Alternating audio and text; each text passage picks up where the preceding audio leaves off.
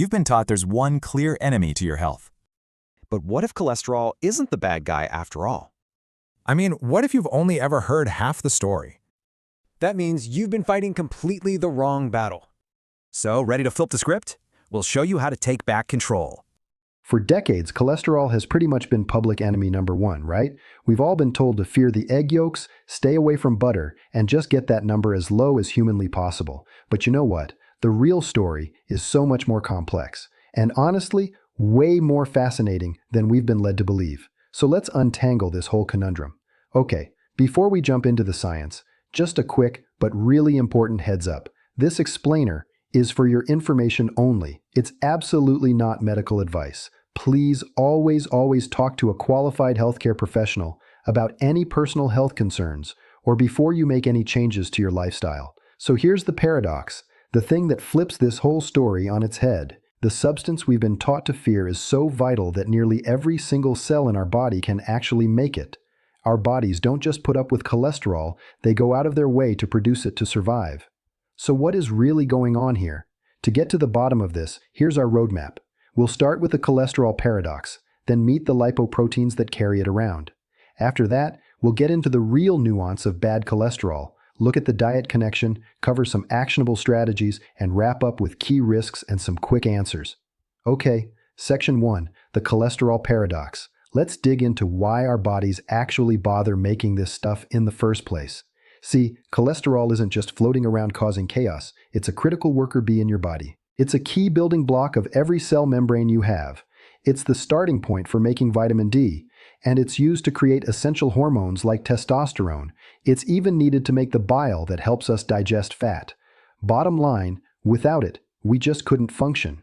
So, if cholesterol is so important, how does it become a problem? Well, that brings us to Section 2, the lipoproteins. The best way to think of these is as the delivery trucks of your bloodstream because you need a way to transport fatty stuff like cholesterol through your watery blood. And there are two main trucks we really need to know about. First, you've got LDL, low-density lipoprotein. That's the delivery truck. It picks up cholesterol from the liver and drops it off at cells all over the body that need it. Then you have HDL, high-density lipoprotein. That's the cleanup truck. Its job is to go around, collect any extra cholesterol lying around, and haul it back to the liver to be disposed of. This is exactly why they got their famous nicknames. LDL is bad and HDL as good. Let's focus on LDL for a minute. It's the main cholesterol delivery service in the blood. Now, the delivery itself isn't the problem. That's a necessary job. The issue starts when you have way too many of these LDL delivery trucks on the road.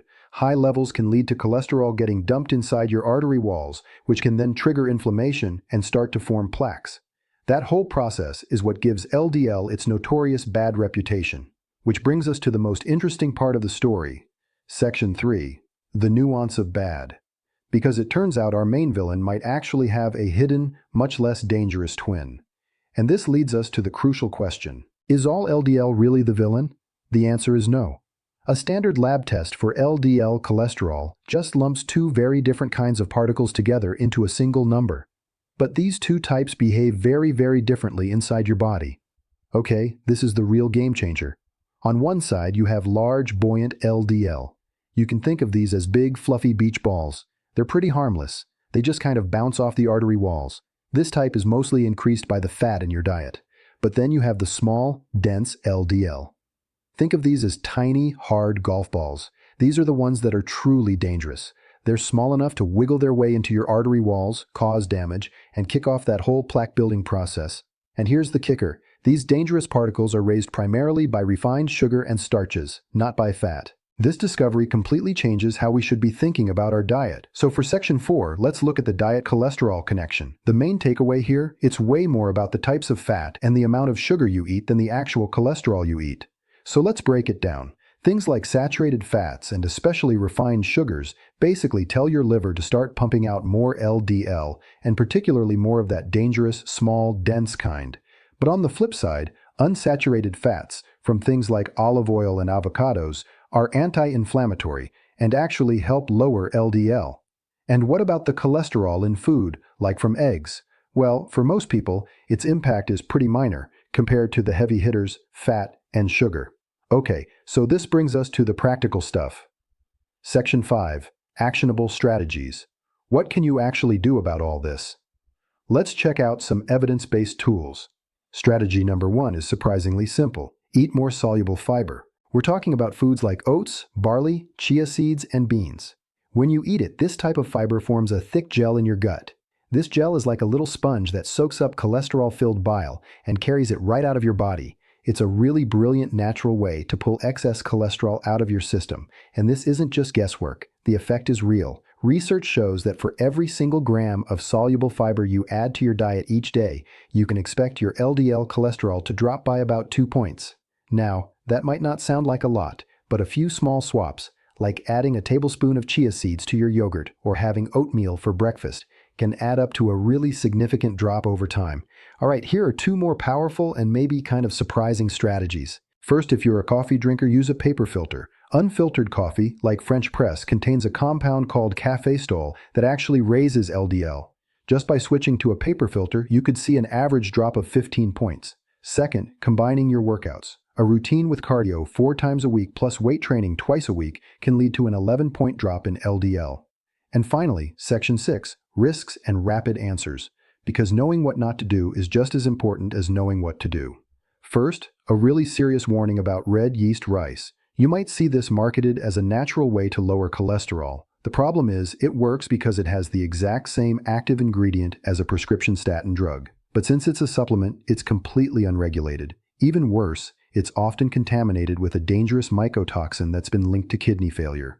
You're basically taking an unregulated drug that might be poisoned. It is just not worth the risk. The second supplement to be extremely careful with is green tea extract. Now, drinking green tea is great, but these high-dose extract supplements have been clearly linked to severe and sometimes fatal liver damage, even when people take the recommended dose. Again, the potential danger here is just way too high.